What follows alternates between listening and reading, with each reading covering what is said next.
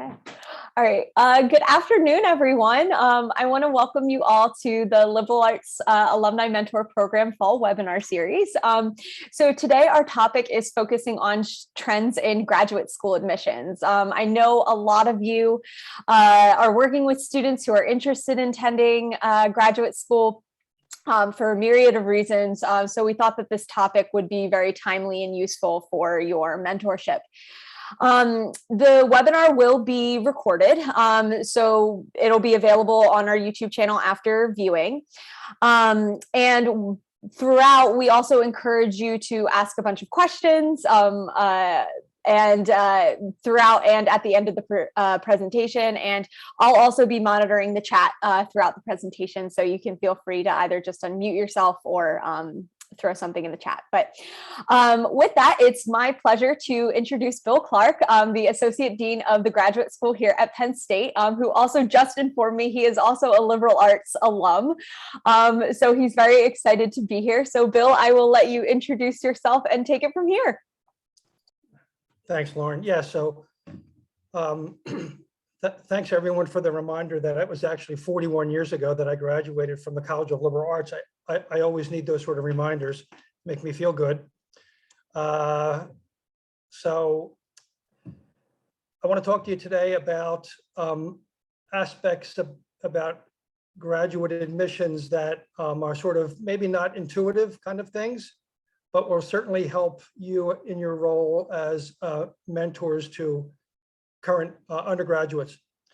And I'm going to encourage you to ask questions whenever you feel the need. I do have a 2-page document I want to share with you, one of which compares the undergraduate admission process with the graduate admission process. And that's very easy for me to talk about because every day of my life working in the graduate school at Penn State, I have to remind other people I interact with that we're not like the undergraduate part of the enterprise. Of course, we're really not. Just to give you an idea, I mean, it's understandable why everyone focuses on undergraduate side of things, because if we've got 90,000 students enrolled this fall, only 14,000 of those are graduate students. The other 75,000 or so are undergraduates, and everything is skewed in that direction. But I will tell you that the forces that play in graduate admission are pretty different from undergraduate. And so I think it's a really good idea that Lauren put together this topic, because it's a little bit more complicated to apply for graduate school and get admitted than it is to undergraduate. So I'm going to share a screen, and the first page is some talking points that compares those two. The second page is a bunch of statistics, and these statistics will help me make a couple of the differentiations I want to make. Essentially, one of the things that's going to hopefully stick from this meeting is that there's 2 different things going on in graduate admission, depending on whether or not the degree in question is a research degree, by which I mean a PhD, a Master's of Science, or in our college's case, mostly an MA, or if it's a professional degree. I don't think there's any professional doctorates in the College of Liberal Arts, but there's plenty of professional master's degrees. And these are really 2 different kettles of fish, frankly. And I think the statistics that I show you, and these are statistics that we'll talk about, and I use Penn State as an example.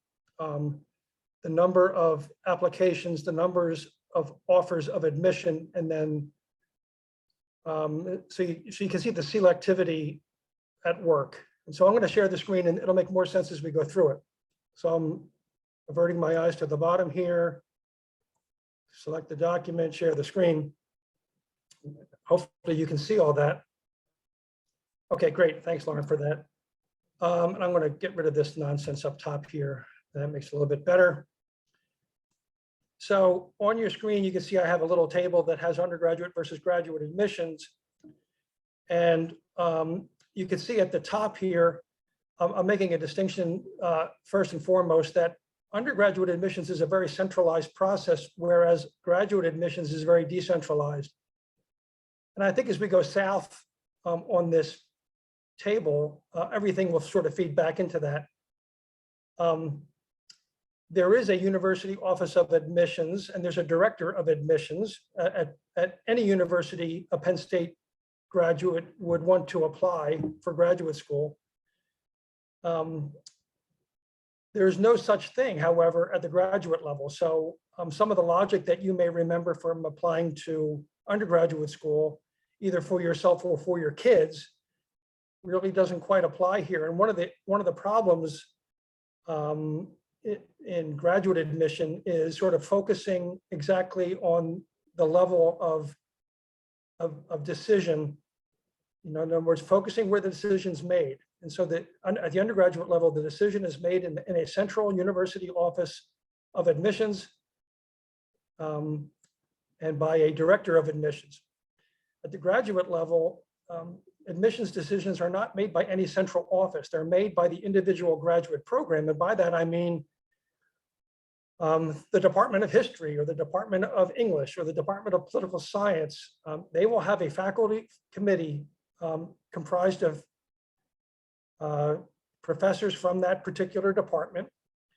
And that committee within the faculty of that department will be charged with making admissions decisions for their graduate programs.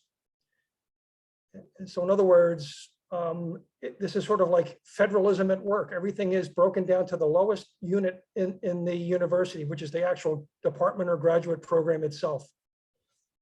I want to admit Brandon thing.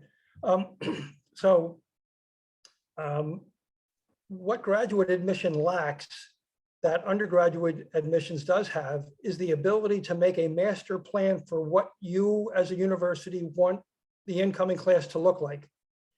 And so my colleagues at the undergraduate admissions office are, thinking a big picture, and they're looking at a 1,000-foot view. What should the incoming class look like? How many people should it be? Where should these people come from? Into what colleges should they be admitted? How many should we admit to the College of Liberal Arts? How many should we admit to the College of Engineering, et cetera, et cetera? And these people are, analytical kind of people. They have formulas that they like to use to make admissions decisions, some sort of algorithm of some sort. And you can see with respect to the focus for the admissions, what was the SAT score of the student? What was their high school GPA? Let me read their personal statement. And in most cases, personal statements that when you're leaving high school and entering undergraduate school doesn't have much to do with academics, maybe a little bit. It's mostly a personal story. For graduate admissions, there is no master plan in place. Everything is balkanized or fragmented down to the lowest unit. So departments admit students into their graduate programs. There is no person in the graduate school who has a 1,000-foot view and gives instructions to the various programs, how many people they should admit, in what size, shape, color, and gender, and whatever else. None of that goes on. We in the graduate school, we are a central office, and we do engage in enforcing policies and administering certain policies, but there's no one in the graduate school who says to the various colleges and programs, you should admit 100 people this year, you should admit 12 people next year, and here's what they should look like. None of that goes on. Just a couple of years ago, for example, my son applied to Penn State and got admitted, and that came from the central admissions office, and he got admitted based on his high school scores. He actually took the ACT, given where he lived, so on and so forth. Nothing like that really goes on at the graduate level. So essentially, there's a lot of planning and future prognostications that can go on at the undergraduate level. If we admit this many students this year, we can therefore have a graduating class 4 years later that looks like this, et cetera, et cetera. None of that happens at the graduate level. So when students are thinking to apply to graduate school, they need to really focus at the program level. So if you want to get admitted to the PhD program in political science, you have to do a lot of homework on the political science website. You have to do a lot of homework on the faculty in the in the department. You have to do a lot of homework about how your particular interests fit well with the strengths of the department. I have to move down a little bit here. So the focus for applicants seeking to get admitted to a graduate program at any school like a Penn State, any large university that offers graduate programs, you can see over here on the right, working with specific identified faculty members. If I were a mentor of an undergraduate coming out, thinking about going into graduate school, and they told me that they were interested in the particular school in question, I would advise them to study up on the faculty members in the program that they're applying to, emphasize to them that the admission decision will be made locally in that department, not by any central university office, and that their job is to identify the ways in which they themselves fit into what that graduate department does. With what professor would they seek to work? How are their interests consistent and coordinated with the strengths of the department that they're seeking admission? Because many departments have a very particular focus and a very specific orientation. And you can be a sterling student and apply to a graduate program at school X. And if you don't have a high degree of fit substantively, it doesn't matter how smart you are. I'll give you an example. Back in the day when I was at Penn State undergraduate in the late 70s, the school had a very, I was in political science, parentheses, after a failed foray in electrical engineering, I must admit. Nonetheless, when I was in political science, the department was particularly strong in certain areas and didn't really try to acquire expertise in other areas.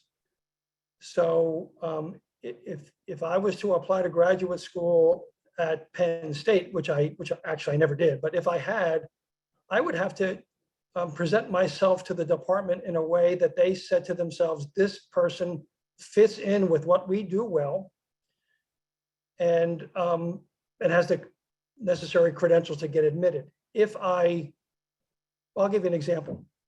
So I spent my career as a faculty member, as a Soviet politics specialist, and then when the Soviet Union fell apart, as a Russian politics specialist. If I was an undergraduate with those interests, I would not advise them applying to Penn State for graduate school in political science, because they don't do that. They don't have any expertise in it. They don't want to have any expertise in it. They're not interested in that subject matter. And if you came out of Penn State with a perfect 4.00 grade point average and the wonderful SAT score, and you applied to a school that was not interested and did not have expertise in the area you were interested in, and you applied, you would likely get turned down. Not because you aren't smart, not because you haven't acquired a great record, not because you're not otherwise capable, but because what you want to do does not fit with what the department wants to do. So those of you that may be familiar with Penn State's history department, at the graduate level several years ago, they made a decision to concentrate in 3 or 4 areas and to abandon all other areas. So they're interested in Asian history, they're interested in Native American studies, and so on and so forth. If you were wonderfully credentialed, applied to the graduate program in the Department of History at Penn State, but had an interest and training and wanted to pursue a topic that was outside what they decided several years ago to specialize in, you would not be admitted. Okay, so it's not like the undergraduate side where you basically pick a very broad major. Even if you pick a major at the time when you apply, as long as you've got good grades and a good SAT, you're going to be admitted. That's not necessarily the case at graduate school. You've got to match the expertise and interests of the department you're applying to. And to understand if you do or you don't have that match, you need to do a lot of homework on the actual department that you're applying to, not to the school so much, since the decision is not going to be made by the school. It's going to be made by the department or the program. So again, the job of the graduate applicant would be demonstrate to this program how you fit, demonstrate to them that what you want to pursue is what they're good at. Identify the faculty members in the program that you would like to work with. All of that would demonstrate to them that you've done your homework and you know what you're doing, and you're not applying willy-nilly to programs that don't really have the capacity or the strength or the interest in the subject matter you're interested in. So that's pretty important. Second thing is, I posed a question here, does the program admit individuals to a master's program or only to the PhD program? On the research degree side of things, in other words, MA, MS, and PhD, on that side of the game, some graduate programs do not admit individuals directly into a master's program. Sometimes they don't, well, I was going to say sometimes they don't tell you that. They normally do tell you that somewhere or else. That being said, I've seen many cases where dozens and dozens and dozens of individuals apply to the MA program in a particular department, not realizing that that department does not admit students into an MA program. They admit students only into the PhD program. Therefore, they get turned down. So it's very important for prospective graduate students thinking about applying to a school to be sure that they're applying to the degree program, MA or PhD, that the school, or excuse me, that the program will admit. One of the weird things that happened to me when I took this job at Penn State 4 years ago was I would find, when I looked at the number of degrees conferred by various programs, I would find master's degrees conferred, and that number would be greater than the number of master's degree applicants they admitted. And I scratched my head about that. How could they how could they confer master's degrees in a larger number than the number of students they admitted? And the answer to that, I found out, was that these students are admitted into a PhD program straight away. And they are awarded the master's degree when they pass a milestone exam or something along the way towards achieving that PhD. They would be awarded the master's degree along the way, in quotation marks. So master's degrees would be conferred even if individuals are not admitted into a master's degree program. It's sort of a strange phenomenon. And I assume it would be very frustrating for a student who applied to a master's degree program, was turned down, not realizing that the department really doesn't admit people directly into a master's degree program. In other words, some academic programs are interested in producing PhDs. They don't want to have a large enrollment of terminal master's degree people. Rather, they would admit you into a PhD program, hope against hope that you have the right stuff to get through that PhD program, award you a master's degree along the way, say when you pass your comprehensive exams, or in some cases, award you a master's degree as they kick you out the door, you having shown to lack the ability to attain a PhD, almost as a consolation prize. So I think it's important when the undergrads that you speak to and they're thinking about applying to graduate school to do some homework to see if the actual program they're interested in, say the history program at Duke University, to make sure that the degree to which you're applying actually admits students directly. So that's an important consideration. Next on my list here, does the graduate program require GRE or other standardized test scores? It could be MCATs or whatever. There's a growing trend in graduate education throughout the country to suspend the requirement for the GRE. You can have a positive or negative reaction to that fact, but it is a fact either way. So a lot of undergraduates take the GRE exam because some of the schools they intend to apply to do require the GRE, while some of the other schools they're applying to do not require. Frequently, schools that do not require the GRE do allow you to submit the scores if you've got them, even though they don't require them. And so one question that you might want to encourage undergraduates to think about, excuse me, is whether they should submit the GRE score if they're not required to. As you can probably guess, my advice to a student would be dependent on how good that GRE score is. If it's a sort of middling GRE score and the school you're applying to does not require it, then there's no reason why you would submit it. If it's a sterling GRE score and the school does not require the GRE, I would sure as hell submit it because it's further evidence of merit, notwithstanding the fact that the school no longer requires it. So if it would help, I would submit it. If it wouldn't help, I would not submit it, even if you have the score in hand.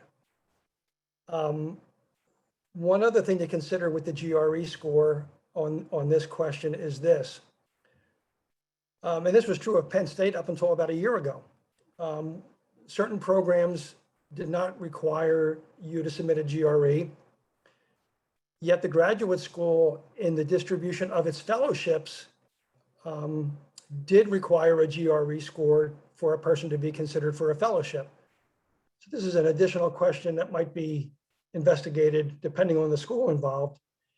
When they give out fellowships, are GRE scores required? Because frequently fellowships are awarded by a central office, whereas graduate assistantships are awarded by the program itself. So I'll be happy to take a question later on or whenever you feel compelled about what the difference between a fellowship and an assistantship is. But I'll just give you the punchline now. Assistantships are financial awards, by which I mean a stipend, that also in almost all cases carry a tuition award, such that the person given the assistantship would not have to pay tuition, and they would receive a stipend. These are, of course, competitive. Some programs only admit students they will fund, and they don't admit anyone else. That's worthy of consideration. But those are different from the fellowships. Fellowships are slightly different. Fellowships are usually awarded by a central office. And unlike an assistantship, which requires a certain amount of hours of work that the student must perform, working with a professor, working in a lab, grading papers, etc., fellowships have no work requirement at all. They are usually tuition awards and/or tuition and a stipend. So the question is, in applying to a school, even if the program you're applying to does not require the GRE, a worthy question is, will I be eligible for a university-wide fellowship if I don't submit the GRE?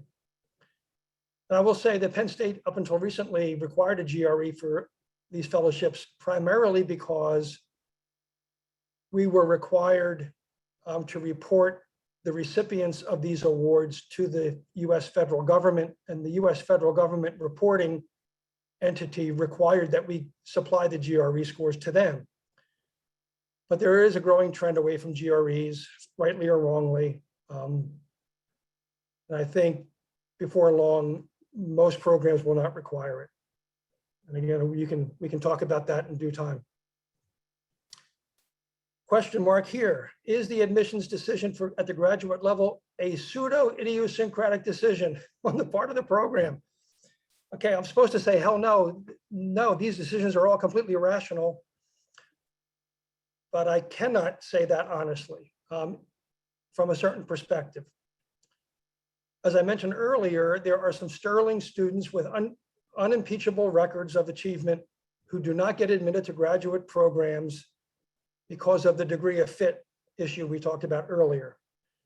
If I was the best undergraduate specialist in Russian politics and applied to Penn State graduate program in political science. They would not admit me because they don't have any faculty members that do that. And there would be no one there for me to study with. So you have to sort of match your interest with the program. Are there other issues at work that makes me suggest that there's some idiosyncratic elements involved in admissions decisions? I think there are. Because admissions decisions are made by human beings, there are particular things that happen when a group of 5 or 6 individuals gets together to prioritize and do triage on the applicant pool that comes in. You'll see when we go to the next page, there's quite a large number of applicants and only a certain small number of slots involved in most programs. So there's a process of vetting all the applicants. And sometimes there are non-academic characteristics of applicants that come into play.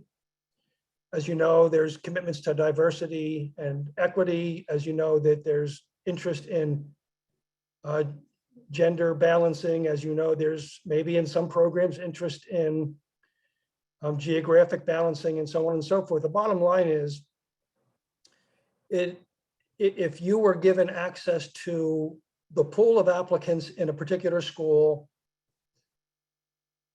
who was admitted and who was not admitted, there are times when you would scratch your head, not knowing what went on in the decision-making room, not knowing what the priorities of the program are. Just looking at the numbers, it would be interesting. I'll give you an example of this.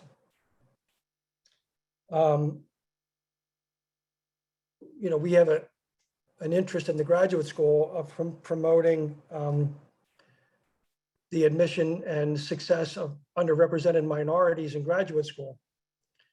And once upon a time, I decided to track, by the way, underrepresented minorities are especially underrepresented in STEM fields. So science, technology, engineering, and mathematics. I did a little study of Penn State's admissions decisions in the Department of Mathematics and Physics, just to see what was going on the URM front, and saw some serious efforts to recruit underrepresented minorities into the physics and mathematics PhD programs. I saw some students offered admission who accepted that offer of admission. I saw students who were offered admission that turned down the offer and went elsewhere. We're always interested in those people to see where they actually wind up, because we don't want to be turned down, an offer of admission turned down, and the student go to what we would perceive a lesser university. And we also looked at the students that we turned down, and I tracked to see if they got in somewhere else and where they got in. So it's quite interesting when you do that. Some of the information looks very logical, some of it doesn't. There were URM, as we call them, underrepresented minority applicants in the physics and math program that were denied admission to Penn State, that got admitted to Cornell, that got admitted to Princeton, et cetera, et cetera. And I'm sure it's likewise with students at Cornell and Princeton who were denied admission there, that got admitted to Stanford or Berkeley. But the point is, at first blush, sometimes things look not totally idiosyncratic, but less rational than you might think. And part of that comes down to what I'm going to show you on page 2 here. And at the bottom of page 2, there's a URL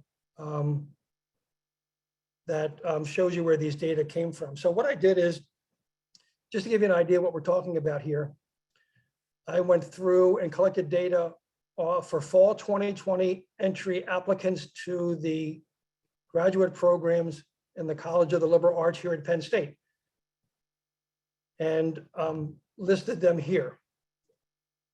And a certain number of these rows are highlighted for reasons that will become clear in a minute.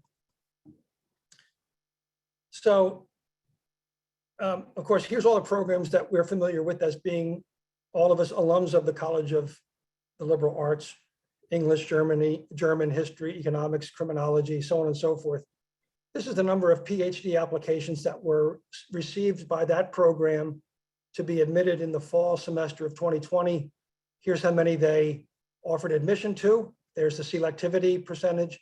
And of the 10 people that anthropology offered admission to, 7 accepted and enrolled. So you can see the selectivity rates pretty low. Applied linguistics, 10% of the applicants were offered admission. And you can go down. Economics, you can see a large number of applications, 16% were offered admission, but only 17 of the 75 who were offered admission took that offer and showed up. English, 104 applicants, 5 offered admission. So you can imagine what that decision-making process is like. It's very, very difficult to come to these decisions. And just by virtue of the fact that you have applied to graduate school, you probably have a pretty strong undergraduate record. But competition is quite fierce in many of these areas, many of these programs. You can see, well, we have low N here, so we can't really take the 83% admission rate in German. But nonetheless, you go down, you can see relatively small numbers. So it's tough sledding to get admitted to graduate school. Let's go over to the master's side. And there are certain programs where you see very high admission rates. In other words, the selectivity is very low. For example, criminal justice, WC, by the way, stands for World Campus. So this is an online master's degree. 38 people applied. They offered admission to 29 of them. That's 3/4. And almost all of the 29 offered admission enrolled. Asterisk. The asterisk means that these programs are professional master's degrees, not academic or research master's degrees. And I'll tell you what I mean by that in a second.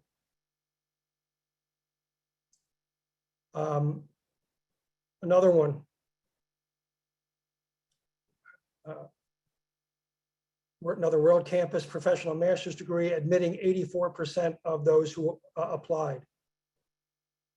Psychology of leadership, World Campus professional masters, they had admitted 80% of those applied. Public policy, small number, 85%. Point is, it's worth taking note of the difference between a research degree and a professional degree. One of the great trends in graduate education these days is the proliferation of professional master's degrees. I would say, roughly speaking, at Penn State right now, if you look at the 14,000 individuals enrolled in the graduate school at Penn State, half of those individuals are in professional master's degrees. Professional degrees are different from research degrees in the sense that you do not have to write a thesis. You essentially take coursework and pass an exam, and you don't have to do a thesis or a dissertation, because we actually do at Penn State have a couple of doctoral degrees that are professional doctorates. There's a professional doctorate in public health offered by a different college, and there's a doctorate of a professional degree, doctoral level in nursing. These degrees do not require the writing of a dissertation. And in our college, in liberal arts, anything that has an asterisk next to it is a professional degree, professional master's, do not have to write a thesis.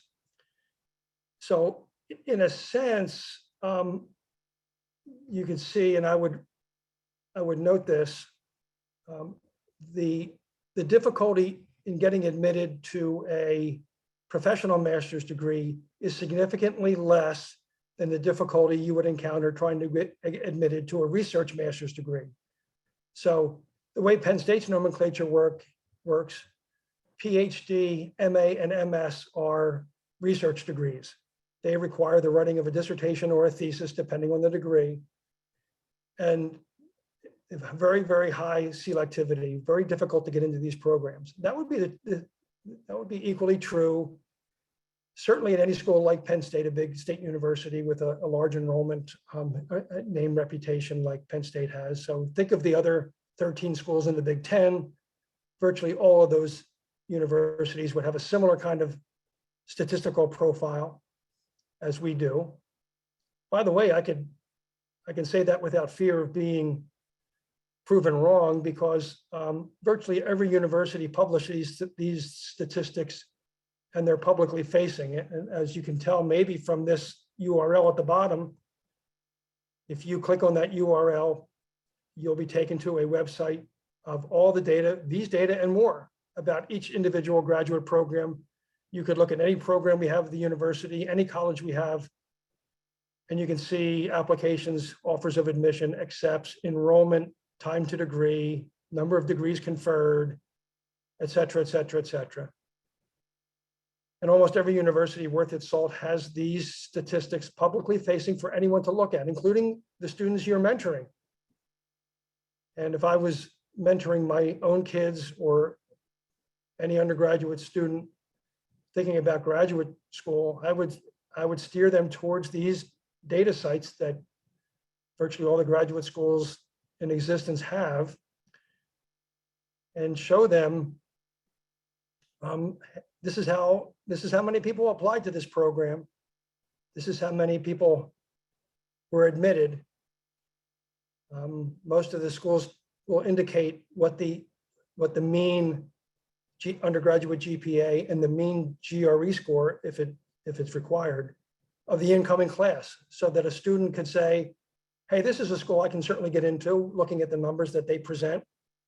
Or, hey, I don't know if I can get into this one. This will be my long shot application, but I better have a fallback because they only admit 5% of the people who apply, and my GRE scores or my undergraduate GPA doesn't look quite like what they're showing here. So it gives students now, because of the transparency of these data, it gives students quite a good heads up about where they are likely to be admitted and where they're a long shot. But again, there's some idiosyncratic things involved here, such that you might look like you're a perfect fit for a school and you've got the credentials to get in, and you might not get in. Again, look at some of these. I'm sure if you look at the 104 people that applied to get into the English PhD program at Penn State a year ago, 99 of them got turned down. So sometimes it's tough sledding for a variety of reasons. So I think maybe with having yammered on for 35 minutes, I'll stop my share and open up for questions. I see in the chat there's a question. When the acceptance rate is low, 17 or of 75 for econ, how does the program fill that gap? Linda asked that question.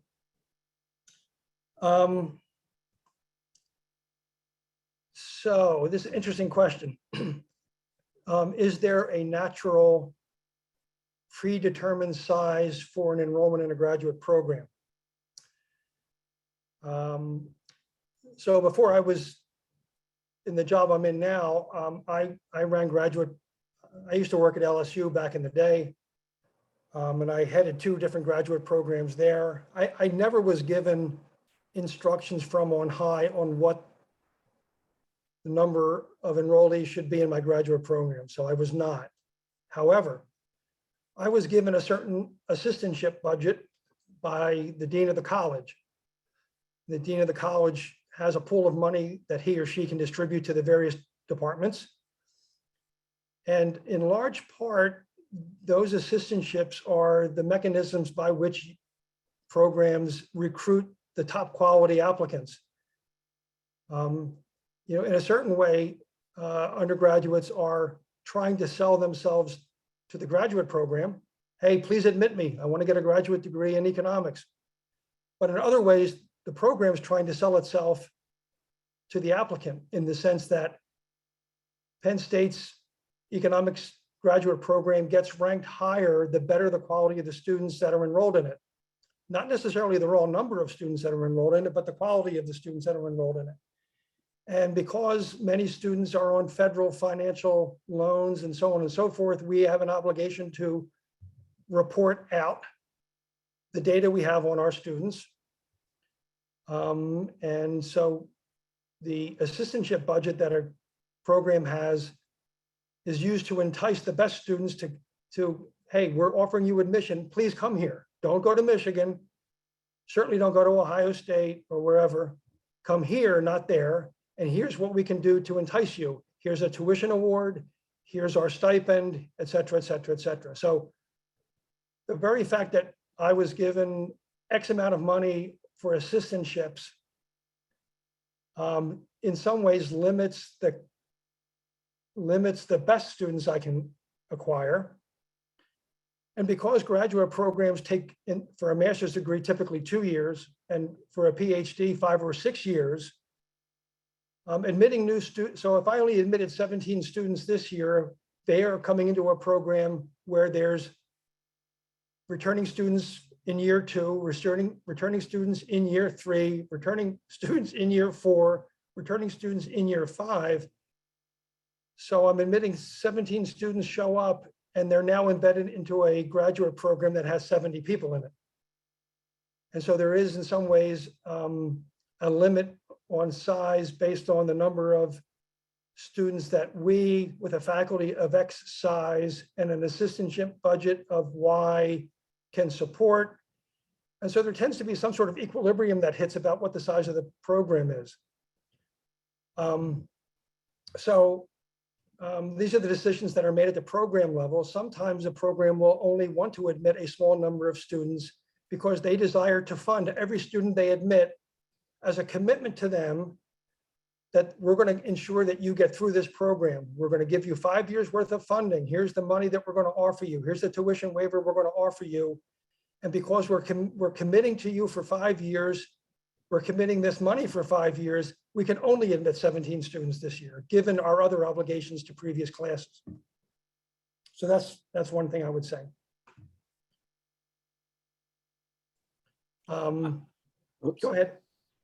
Hi, I thought that question was directed in a different way. And if it wasn't, I have that question the other way. And so they accepted the economics department, what was it, some 75, 80 people. Sure.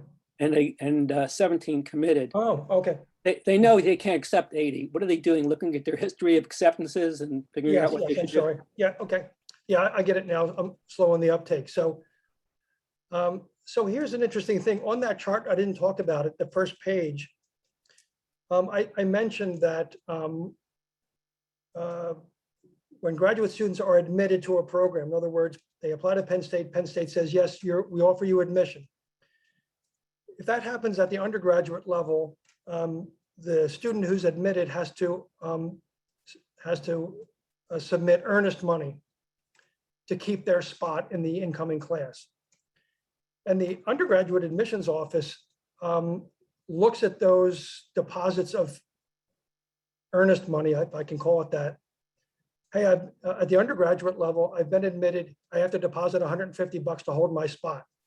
That's a measure of seriousness of the student. You're not going to apply to 15 schools and give them all $150. If you've been admitted, you're going to be careful with that. At the graduate level, you get an offer of admission. You are not required to make a financial deposit to hold your spot. You're basically relying on their word. They say they're coming, they accept the offer, but they don't have to prove that they're going to come until they actually show up. So therefore, what a lot of aspiring graduate students do is they'll apply to, say, 10 or 15 schools. Let's say they get admitted to 7 out of the 10. They'll await the financial offer that is forthcoming from those schools. When they come in and they have a full array of choices in front of them, then they will decide which school to go to.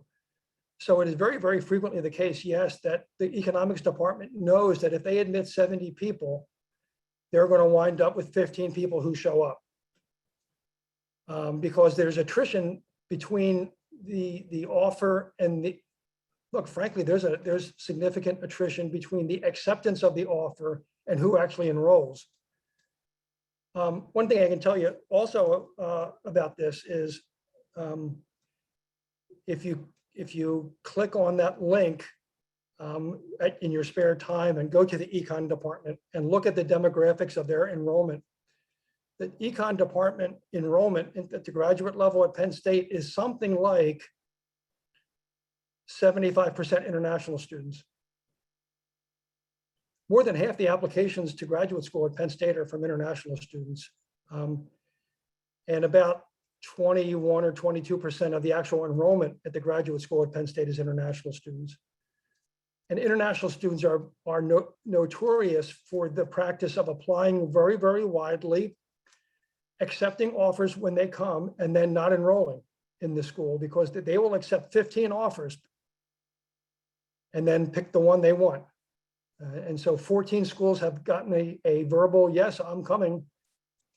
And only one of those schools actually sees the individual show up. And some people say, well, why don't you, like the undergraduates, make a person who accepts an offer, make a deposit of financial earnest money to make sure that we have some notion of their intent. And the answer to that is because other graduate schools don't require earnest money. If we required earnest money, we would have far fewer people accepting our offers. So it's a tricky little game. But yes, I think historically speaking, these programs know that if they make 50 offers, they will wind up with 15 people showing up. And so if they want 15, they got to offer 50. And they know that from historical data. So yes, that's right. Because I don't know about some of you, you all look like young people in your pictures here, but when I applied for undergraduate and graduate school, we actually had to mail applications in and it was all paper.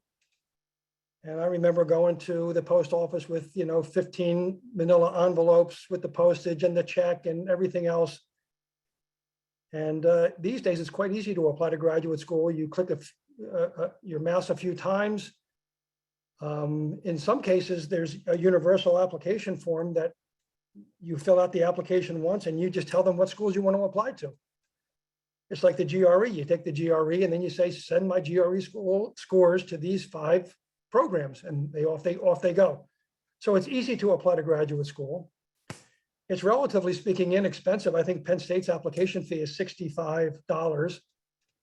You do that 10 times, you have $650 invested, and you get admitted to 8. You accept all 8 offers and then pick the one you want to go to. And in a sense, you leave the other schools standing there sort of anticipating that some number will do that, but not knowing which ones will do it. I'll just say one other thing about the $65. Penn State receives 25,000 graduate applications a year. And if you do 25,000 times $65, you get over $1.5 million in receipts, which we use for scholarships for students who do show up. So in some ways, we're thankful that all these people apply, get accepted, and don't come because they're helping to subsidize the people that do come. I don't know if anybody else has another question, but I do. Can I ask? Yeah, fire away. Okay. So I was wondering how the pandemic affected this whole system. I know I was looking at schools helping my latest mentee figure out where to go to. Right. And I came across several schools who said they just were not admitting students this past academic year. And I was wondering if that was extensive and how it affected applications and admissions. Yeah, that's a really good question. I think generally speaking, we were certainly aware that I think if I could offer one correction, maybe not a correction, but maybe a little additional piece of specificity. Yes, some graduate schools writ large said we're not accepting any new incoming students for the fall 2020, which was the biggest impacted semester in the pandemic, since the pandemic hit in March of last year, and then it really messed up fall admissions. Other schools did not come out with a universal statement like that, but individual programs at the graduate level at that school did. So you may have seen cases, it occurred at Penn State, by the way, where there was no general blanket statement that we're not admitting graduate students at all, but that particular programs within Penn State said, we, in this particular program, are not going to admit any additional students. And they did that of their own volition. They had the right to do that. They did not need the graduate school's permission. They did not need the permission of the dean of the whatever college they were in. They just said, we don't feel that we can do it. I mean, you can think, you can understand that some programs are very, like think of some of the programs in the Eberly College of Science, for example, where students are immediately placed in labs, they work in teams. The idea during the pandemic of social distancing when you're trying to do lab work, just not very feasible. So some of them said, we're going to hunker down, do what we can do, and then move on till next year. It did have an impact.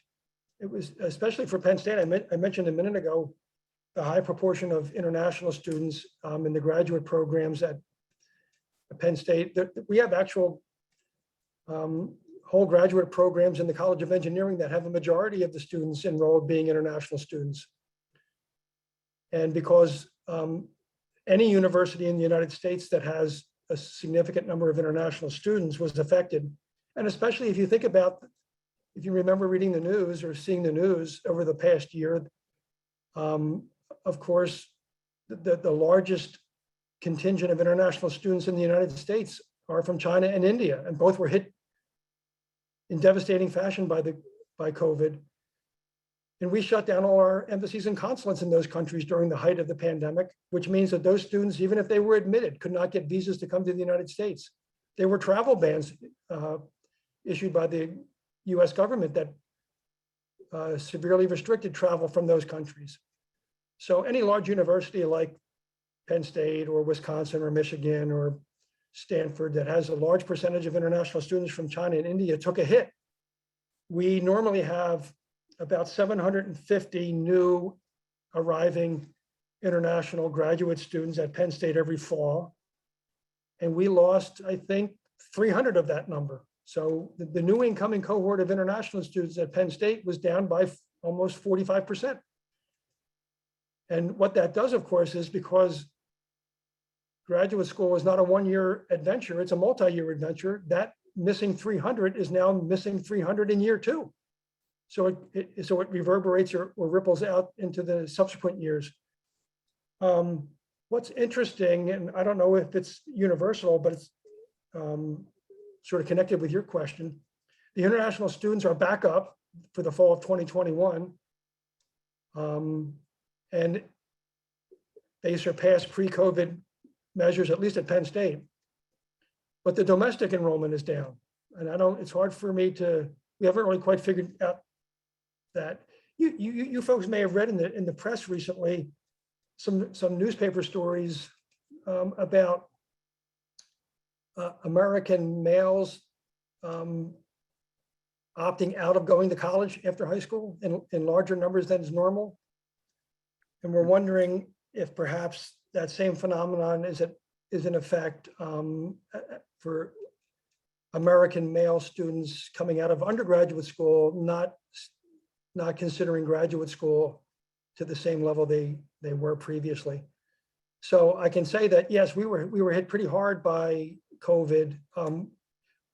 At least Penn State was very nimble in getting courses online, and we actually did not see an overall decline in graduate enrollment in a year ago, because the loss of international students was made up for by a gain of domestic students. But this year, it sort of seems to be the reverse.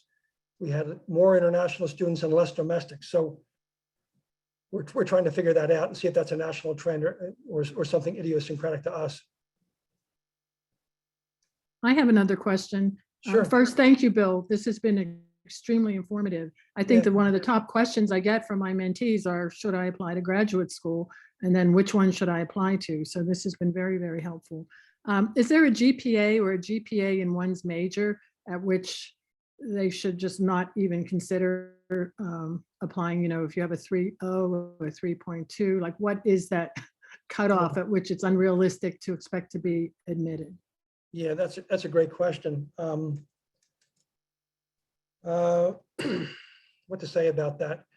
So I happen to be a fan of the GRE for cases like that, because some students are late bloomers I mentioned at the top of the hour that I was electrical engineering major for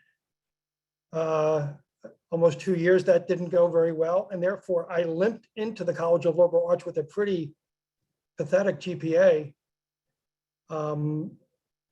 which of course, once you've got that anchor on your ankle, it's hard to raise that GPA.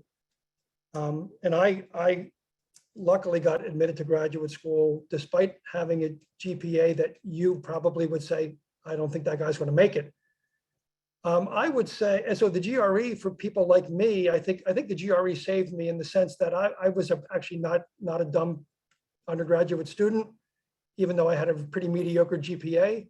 I was in the wrong major for 2 years. And many graduate schools will separate out your final 60 hours of undergrad and use that GPA as the marker, because they recognize that people change majors, they get their life figured out. Some kids aren't fully, ready for prime time when they're 18 and 19 years old, and they grow into it. And so the final 60 hours is pretty important.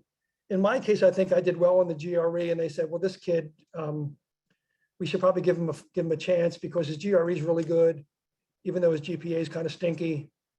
But we looked at the last 2 years. The last 2 years were okay. So if we take the last 2 years and his GRE, he looks pretty good. And if you go back and look at the history of the GRE exam, I know it's got a bad reputation now, but in effect, that GRE score, the purpose of it at the beginning was to help students from lower socioeconomic backgrounds that maybe went to high schools that weren't great, but the GRE helped them as a test. But so back to that, one of those original questions, if I had GRE scores that were pretty good, and a GPA that was middling, yeah, so I would, you mentioned 3.2. I think if you're a 3.0 or above, it's worth a shot. I would not discourage someone with a 3.0. If you're in the twos, you're up in with tough sledding unless you knock the GRE out of the park. So any student with a sort of middling GPA, I would say take the GRE and submit it, assuming it's a solid one, and submit it everywhere, even if they don't require it. Because what you're trying to do in that case is provide more evidence that you're up to the task of graduate work. And if all you have is the 2.9 GPA, you're not going to convince people on the admissions committee that you can do it. But if you say, look, I've got 2.9, but look at this stellar GRE, then they might give you a second look. But so I would say, yeah, 3.0 and above. But a student should have an array of schools. Here's the one I'm probably not going to get into. Here's the one where I think I might. Here's the one where I'm pretty sure I can get into. Here's my fail-safe school. And again, I think you can determine that array of schools based on the fact that most of them will publish statistics on their admissions process, similar to the ones we looked at for Penn State. Thank you. That's very helpful. Sure. And one thing, just in the time we have left, the idiosyncratic part of it. Yeah, so I was the great beneficiary of idiosyncrasies because I came out of Penn State, didn't have a great GPA, applied to a school for a master's degree, a school in New Jersey, Drew University, that no one's ever heard of. And the big important person on in that program was a former faculty member at Penn State, which I did not know. And I think the guy gave me a flyer, to be honest with you, and said, hey, I got loyalty to Penn State. I taught there for a number of years. This kid looks pretty sincere. What do we have to lose? And I was a late bloomer in, a lot of ways, and went there and did well, and then got into a PhD program elsewhere, and, whatever happened. But if you looked at my profile, you would say this kid's not getting into graduate school, but you never know. There's interesting things that go on in admissions committees. There's interesting things that go on in hiring committees, frankly, where counterintuitive things happen, and sometimes for the better. And for me, it was for the better, and it gave me a chance, and I took advantage of it once I got the chance. And so I would not discourage even I would not discourage anybody really not to apply, but if you got a lower than prime GPA, I would surely take a GRE and see if that helps your case, even if it's not required. Thank you so much, Bill. This was really helpful. I know as you were speaking, I was taking notes even for the students that I meet with in career coaching. And so if you wouldn't mind sending me the document, and then I can send it out to everybody who registered for the webinar today, because I think that that has a lot of really great information. So thank you so much for your time. I know you're on vacation right now, and was able to take the time out of your schedule to talk with us today. So I really appreciate it. I'm happy to do it anytime. Absolutely. For those who are still here, just a quick announcement. We have the next webinar that we have going on kind of follows this theme. So we're going to do trends in law school admissions. Kathy Guerin, the pre-law advisor for the university, is going to present on October 27th at noon, and more information will be announced shortly. So, but as of now, everybody have a wonderful day. Bill, have a wonderful rest of your vacation. And thank you so much for your time today. No worries. Call on me whenever you want. All right. Thank you. All right. Bye. Bye-bye.